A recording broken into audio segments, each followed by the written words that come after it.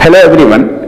आज मैं एक इम्पॉर्टेंट टॉपिक है कि पेरेंटल इंस्टीट्यूशन यानी पेरेंट्स को कैसा होना चाहिए। हमने पिछले वीडियो में बात किया था पेरेंट्स के इम्पोर्टेंस पे और कहा था रब्बिरहमहुमा कमा रब्बयानी सगीरा। हमने कहा था कि पेरेंट्स का कितना इम्पोर्टेंस है, माँ के कदमों के नीचे जन्नत है। पिताजी को और पापा को लोग समझ नहीं पाते हैं, माँ बाप को जनरली मिसअंडरस्टैंडिंग बहुत ज्यादा है। लेकिन मैं आज ये बताना चाह रहा हूं कि आखिर पेरेंट की भी कुछ जिम्मेदारी है या नहीं, और पेरेंट्स की क्या जिम्मेदारी है, किस तरह का पेरेंट्स होना चाहिए। प्रश्न ये है।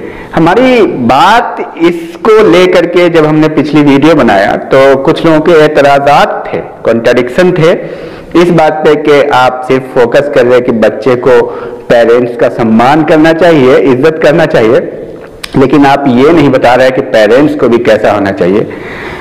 तो बड़े बड़े एमिनेंट पर्सनालिटी से हमारी बात हुई, दिल्ली यूनिवर्सिटी के प्रोफेसर्स और भी कई स्टूडेंट से हमारी बात हुई। वो अपने पेरेंट्स से नाराज हैं और उनकी नाराजगी जेन्युइन है। तो बात क्या है कि आखिर पेरेंट्स को देखिए, पेरेंट्स की जिम्मेदारी बहुत ज्यादा बढ़ जाती है।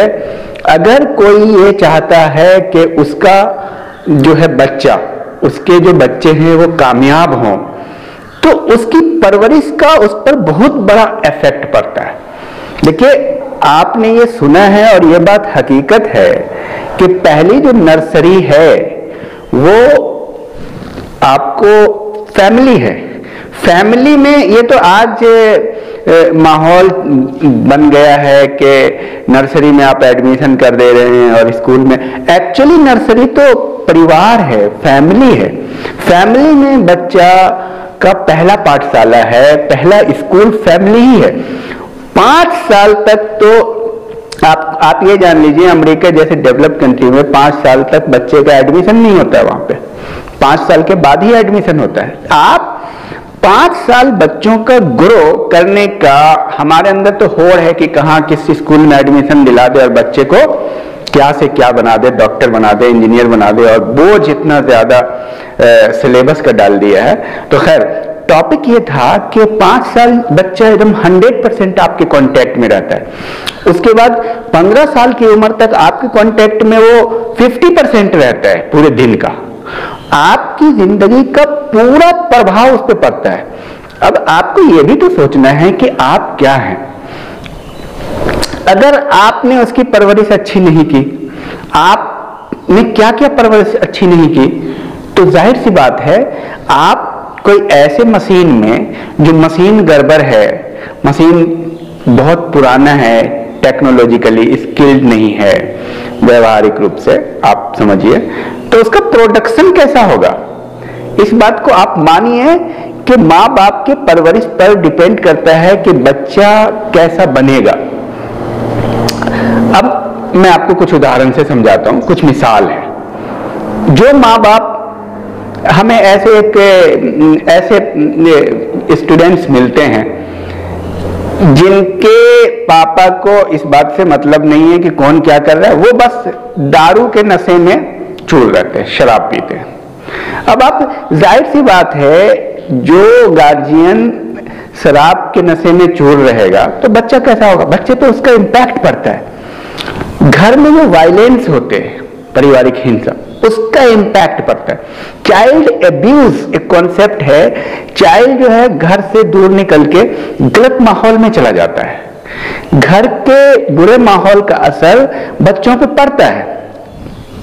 अगर घर में माँ बाप ने दूसरों के बच्चे की चुगली की है, गली मोहल्ले के लोगों की और गांव की और पड़ोस के लोगों की चुगली में ही वक्त गुजार दी है, तो जाहिर सी बात है बच्चों पे इसका भी असर पड़ता है।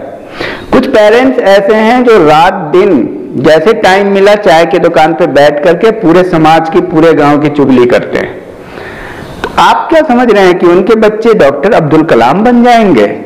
क्या ऐसा हो सकता है कि एक व्यक्ति, मतलब आप जो है ऐसा पॉसिबल नहीं है कि एक व्यक्ति बिल्कुल इस तरह के माहौल में है और बिल्कुल कॉन्ट्राडिक्टरी बच्चा हो जाए, बिल्कुल बच्चा एकदम साफ सफाफ, और आप चाहते हैं कि आपका बच्चा डॉक्टर बने, इंजीनियर बने, प्रोफेसर बने, आप चाहते हैं आपका बच्चा बहुत नाम करे, पायलट ऑफिसर बन जाए, आर्मी में जाए, पुलिस में जाए, तो आपको उस तरह का माहौल फराहम करना पड़ेगा, फेवरेबल सिचुएशन देना होगा ताकि बच्चे आगे निकले।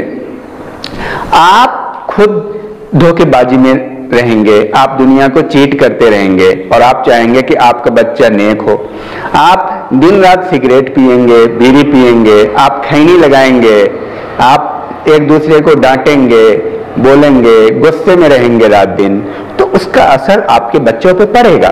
तो इस बात का आप ख्याल रखिए कि आपको जैसे चुगली से, बैक बाइटिंग जो है, उनसे आपको परहेज करना है, आपके अंदर क्वालिटी को डेवलप करना है। आप जो हैं, याद रखिए बच्चे में वो चीज 50% आएगा। देखिए अगर बच्चा आपका कामयाब होता है तो लोग बोलते हैं ना कि इनके पापा का नाम क्या है। मैं ये मानता हूं कि 50% फैमिली का भी रोल है, पेरेंट्स का रोल है, और 50% बच्चे की मेहनत है। लेकिन जो बच्चा कामयाब नहीं होता है, असफल होता है, क्या उनके पेरेंट्स का रोल नहीं है? जाहिर सी बात है, अपब्रिंगिंग में प्रॉब्लम है। किसी के पास पैसा बहुत ज्यादा है, बहुत बच्चे पैसे से बर्बाद हो जाते हैं। गार्जियन को लगता है कि मुझे किस चीज की कमी है। आपने बड़ी बड़ी जगहों में, नैनीताल, देहरादून, दिल्ली, मुंबई, बड़े बड़े इंस्टीट्यूट में एडमिशन तो ले दिया 2 लाख 4 लाख में, पैसे वाले, लेकिन गरीब के बच्चे आगे निकल गए पढ़ लिख करके। तो पैसे से पेरेंटिंग नहीं होती। बच्चे ने कहा कि पापा मुझे बाइक चाहिए, और 9th क्लास में, 10th में, 11th 12th में आपने उसको, जब अभी तो बालिग भी नहीं है, और आपने उसको बाइक दे दिया, तो बाइक से क्या करेगा? वो पढ़ाई करेगा, उसका माहौल तो बिगड़ा ही ना। तो आप किस तरह से फेवर करते हैं? क्या आपकी पेरेंटिंग इसके लायक है कि बच्चा डॉक्टर बनता है? थोड़ा ये भी सोचिएगा। क्या आपकी पेरेंटिंग इस लायक है कि बच्चा इंजीनियर बनता है, इस लायक है कि बच्चा प्रोफेसर बनता है? क्या आप कमी को दूर करना चाहेंगे? तो मैं उम्मीद करता हूं कि आप एज ए पेरेंट्स, अगर आप चाहते हैं कि आपके बच्चे कामयाब हों और आप बच्चे में जो क्वालिटी देखना चाह रहे हैं, सिर्फ आप बच्चे को अच्छे अच्छे हॉस्टल और अच्छे माहौल में भेजने से बेहतर है पहले आप में सुधार हो, आप भी सुधार करें। क्यों? कि बच्चे का असर परिवार से पड़ता है। अगर आपके अंदर ये सारी खामियां हैं, कमियां हैं, अगर आप 10 कमियों में हैं, आप सिगरेट भी पीते हैं, बीड़ी भी पीते हैं, खैनी भी खाते हैं, चुगली भी करते हैं रात दिन चाय के दुकान में जा करके, और चाहते हैं आपका बेटा डॉक्टर अब्दुल कलाम बन जाए, ये सारी चीजें, तो आपको भी अपनी कमियों को धीरे धीरे एक एक करके समाप्त करना पड़ेगा, जहां तक आप कंट्रोल कर पाएंगे। आप तो इस तरह से आप अपने अंदर इनबिल्ट करेंगे कुछ अच्छी क्वालिटी, तो ऑब्वियसली आपके बच्चे के अंदर स्वतः स्पॉन्टेनियसली खुद से आ जाएंगे।